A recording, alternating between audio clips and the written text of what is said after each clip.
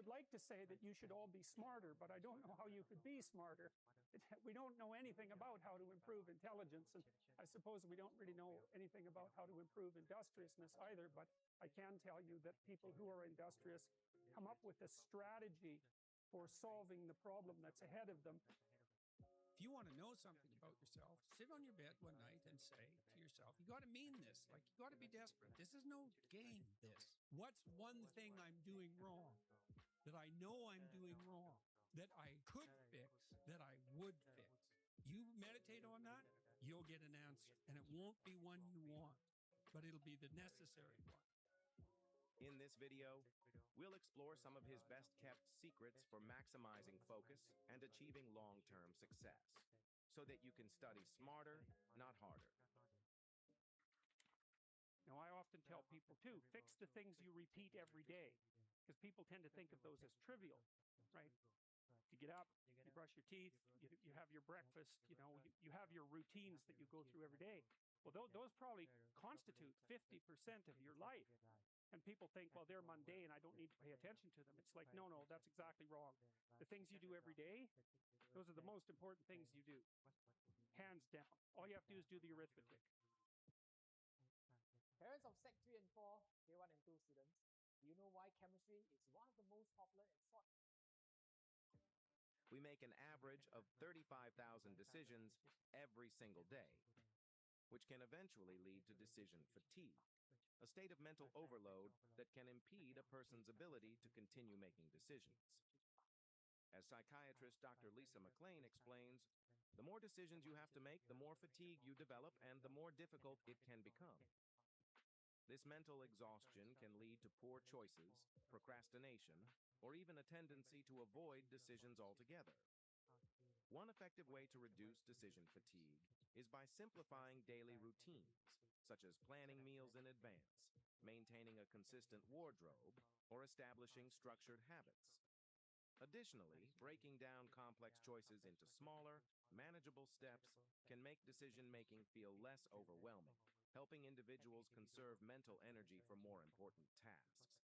I can tell you that people who are industrious come up with a strategy for solving the problem that's ahead of them, and then they do whatever they can to stick to the strategy. And so, for example, if you sat down today or tomorrow for a couple of hours, 3 hours, and you filled in a Google Calendar or whatever you happen to use with a strategy for studying and a list of when all your assignments are due and all of that, and when you're going to sit down and study, then you won't be in a position where you have to cram for 10 hours a day hopelessly right before, an important exam. It's also a very ineffective way of studying, by the way.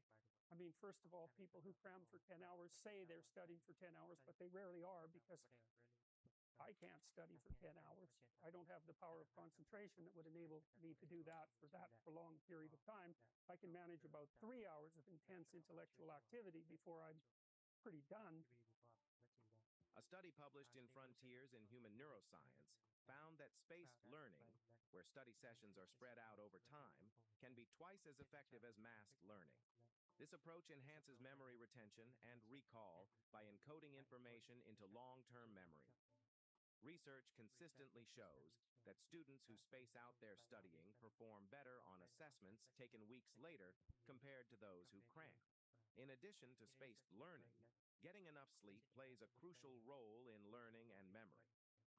According to the Sleep Foundation, sleep deprivation hinders the brain's ability to create new pathways for recently learned information, making it harder to retain knowledge.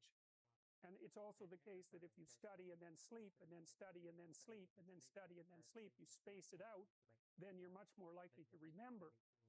It's also much more likely that you're much more likely to remember if you try to recall the material. And so highlighting and that sort of thing isn't very useful, but reading, closing the book, summarizing what you've read without opening the damn book, that's useful. And the reason for that is that you're practicing remembering. And that's what you have to practice. If you're practicing memorization, you have to practice remembering.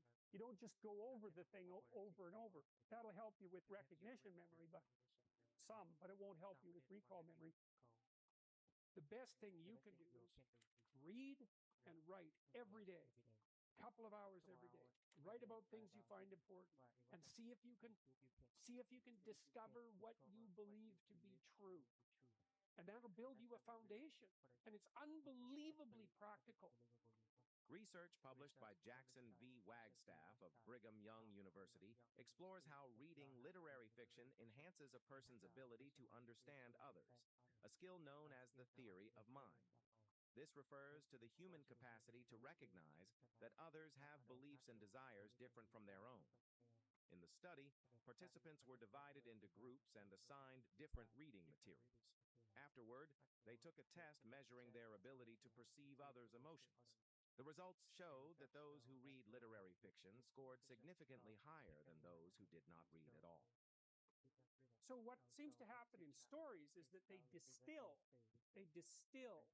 So they watch people. People watch people. And then they tell stories about what they see, but they leave a lot out of those stories. Everything that's boring, hopefully. And then more and more stories about exciting things get sort of aggregated, and then maybe a great writer comes along and writes something really, really interesting. Profound character transformations. And then you say, well, that's fiction. And then you say, well, that's not true because it's fiction. But then maybe that's not right. Maybe it's more than true. Because who wants the truth? The truth is mundane reality, and you've already got that mastered. What you want is the distillation of interesting experience. And you might think, well, why is it interesting? Well, the answer is you don't know. That's the thing that's so cool. When you think about behavior, you tend to think about voluntary behavior, but a motivational state will disinhibit or activate, depending on the situation, autonomic responses. So, for example, when you're food deprived and you start to think about food and start to organize your behavior towards food as an end and perceive the world that way, your body also prepares for food. And so it's useful to think about a motivated state as a micro-personality. Boost your mobile game's revenue with rewarded ads. Unlike regular ads, rewarded ads are a part of the game. According to an article from Cognition Today titled The Scientific Truth Behind Fake It Till You Make It, mental imagery and actual perception share common neural circuits, though they have different firing dynamics. This phenomenon is explained by Hebb's law, which states that neurons that fire together wire together. In other words, if you do something in association with something else, the two things will get interlinked at a neural level. This principle highlights the brain's ability to strengthen neural connections through repetition and association. For example, if someone repeatedly visualizes themselves speaking confidently in public, their brain starts to reinforce the same neural pathways used in actual public speaking, potentially improving their real-life performance. Even when you're just walking to where you want to go, if you're successfully walking there, your brain tracks what you're doing. There's circuits that are activated while you're doing it. And if what you're doing results in the result you desired, then the dopamine floods those little neurons that are active and makes them grow and flourish. And so as you practice something that's working, the circuit that is activated as you're practicing is bathed in dopamine, and that makes it stronger. And that feels good. It's growth. It's part of positive emotion.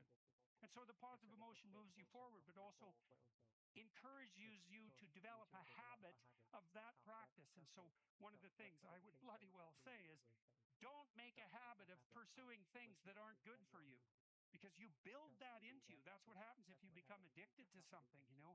You build a little monster inside you that's grown. It's there. It's after one goal, despite everything else. Not a good outcome. You know, in order to withstand suffering, let's say your life has to have some meaning. Okay, well, that means a bunch of things. It means that part of the way that you overcome suffering is by making the suffering into something meaningful. And I don't mean that metaphysically, I mean it technically. You made a mistake, it causes you suffering, you learn something about it, you don't make that mistake again. In a study on expressive writing with 258 participants, researchers found that those encouraged to embrace discomfort felt a greater sense of achievement, and were more likely to incorporate expressive journaling into their daily lives compared to those who were simply instructed to focus on the task. Perceiving negative experiences as a sign of progress is particularly motivating when positive experiences are delayed and discomfort is immediate. This is a life is suffering idea. It's like, why learn something? Because you're wrong. Who cares? It makes you suffer. You care. So, if you run out a little scheme in the world, a little action pattern, you don't get what you want. Especially if you're 2 years old, you burst into tears and cry. And why is that? It's because you don't know where you belong. And that's terrible in some sense, because it almost always means that to learn requires pain. Now, I don't believe that exactly, because people are curious, and to go out and be curious and to learn new things can be very exciting. And so what it seems to be is that there's a rate of learning that's too fast, and that hurts you. That's what makes you cry. But if you get the rate just right, you're just opening up enough novelty so that you can benefit from the possibilities. That gives you a dopamine kick fundamentally. You can benefit from the possibilities without being overwhelmed by the unexpected element of it. And you can tell when that's happening. And this is one of the coolest things as far as I'm concerned.